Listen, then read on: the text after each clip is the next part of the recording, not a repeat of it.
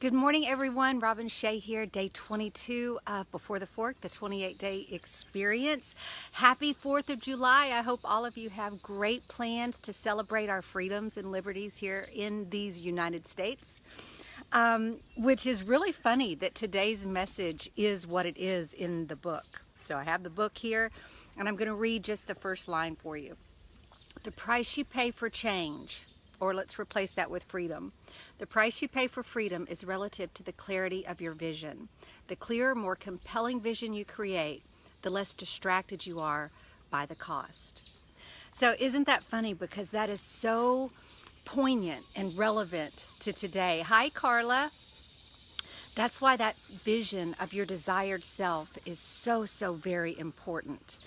The more of your senses that you can engage in creating your vision of your desired self, the more compelling and the more willing you become at a subconscious level to make the sacrifices necessary to reach your goal. So if you have a very vague vision, hi Dwayne, if you have a very vague vision that isn't clearly defined, that you haven't engaged your heart space and your sight when you close your eyes, if you can't paint that picture very clearly of where you're going. Hi Lindsay. If you can't hear the sounds, if you can't feel the breeze on your face, all of the emotions that are wrapped around your desired self vision, then the less likely you become of meeting each seeming sacrifice, which is really not a sacrifice, it's just a cost. You're making a decision, a cost in the moment of choosing this or that, going here or there. All of the little finite twists and turns of following the trajectory or the path to your vision. The more clearly you define that vision, the more, or the less potency the sacrifices have. Hi Teresa, so happy all of you are joining this morning. As you can tell, I'm headed to the lake here in just a few minutes. All the boys are packing things up in the car, so that explains the hat and the hair and the garb that I have on. Anyway, I loved today's message, and there's so much potency in it. It makes me want to go back and revisit all of the goals, the goal setting that we have outlined in the journal pages, the catalyst goals. Guys, those are so important. When we think about our freedoms here in the United States, we have to think about all of the little goals that we have as a country that we have joined together to achieve, all of the seeming little goals that led to the major victories. And your transformation process is exactly the same. The people that founded the United States, all of the wonderful people that left their homes, that left their safety, that embraced the unknown, they had a vision in their mind of what they were going toward. And whatever was pulling them to leave the safety of wherever it is that wherever they were from, because we are a nation of immigrants, nation of risk takers, nation of people that embrace the unknown and were willing to take one foot off of the shore and put both feet on the boat, not knowing what the future held, but knowing that it was worth letting go of where they were, or where they were at the moment, to sail to a new land and carve a new path.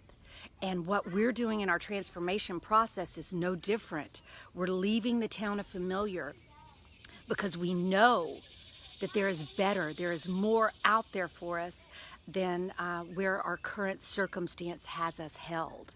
So go back and revisit all of your goal setting techniques, all of the goals, the catalyst goal, the projected imagery goal, the vision of your desired self, all of the process imagery goals that help you overcome those obstacles. But most importantly, today, I want you to take time to create the vision, deepen it, deepen the vision of your desired self. Make sure that you engage all of your senses and take it a step further and think about where we are today as a country. And sure, we have our struggles. The beauty in diversity is the polarity between the left and the right. And let's face it, there's a tremendous amount of polarity between the far left and the far right. And I'm a firm believer that there is not victory in either of the polarities. So you can be as far left as you want to be, you can be as far right as you want to be, and in my personal opinion, both of those extreme stances only help define the center. And where that center lies is where the balance in our country lies. So just know, there's nothing wrong with being far right or far left or vice versa. It takes that. So look at people that have tremendously opposing views to your view and just be grateful that they help us identify the center. Because as far out as they are is how strong that center is. And that center is where we're going to find our success. And that center is where you're going to find success in your transformation process. So that picture of the worst case scenario of your life, if you continue on the path that you're on, versus the absolute dreamiest vision that you have, know that those steps in the middle are where you're going to live, and that there's always going to be a balance between those two, and that's where you'll find your joy, that's where you'll find your victory. So don't be afraid. Don't be afraid of the worst case scenario, and don't turn away from the best case scenario, because it's in that polarity that you define your life, right there in the middle.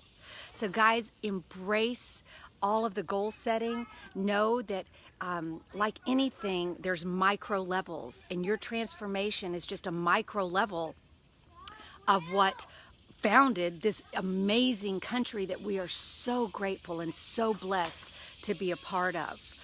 The transformation process is no different. So if the people that founded this country can paint a vision strong enough for them to leave a land that has been providing for them and move into a complete unknown territory, know that you can do it on the micro level of your life. So embrace change on that level. Have the confidence that the pilgrims had to embrace this land, and maybe try to look at polarity in politics a little bit differently now. Be appreciative for the extremists in the left and in the right, knowing that they help us carve out the middle, and that's where we'll find our victory. So you guys have a super blessed day.